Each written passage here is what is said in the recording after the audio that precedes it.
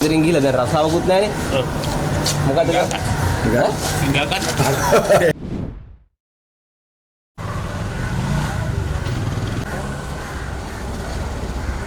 අද යනවද මොකද? ස්තුතියි නැවතෙන්න. යනවා. යන්න කිව්වාම යන්න. නේ ડોක්ටර්. පාස්ක පාරේ මාමල කරුවා වුණේ අද. දැන් මොකද කියන්නේ ඉතින් යනකොට යන්න දුක නැද්ද? අනේ. රස්සාවක් වෛද්‍යවරයෙක් ප්‍රයිවට් කරන්නත් පුළුවන්.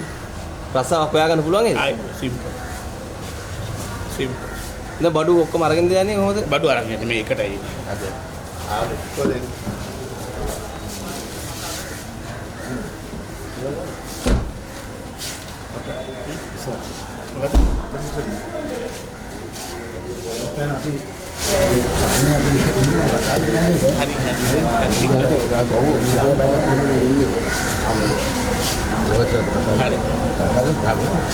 ડોක්ටර් ආයි ඉතින් මොනවද කරන්නේ? දැන් මෙතනින් ගිහලා දැන් රසාවකුත් නැහැනේ. ඔව්.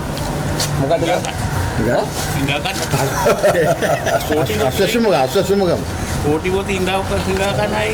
අස්වැසුම ඉල්ලමු ඉවර.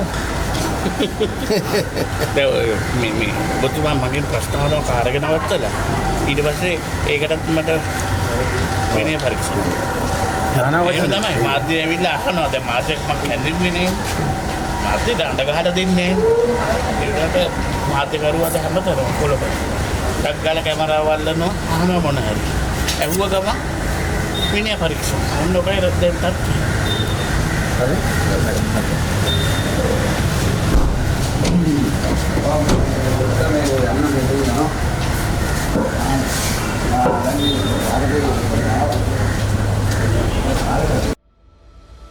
එසැන ජනතාවගේ තොරතුරු දැනගැනීම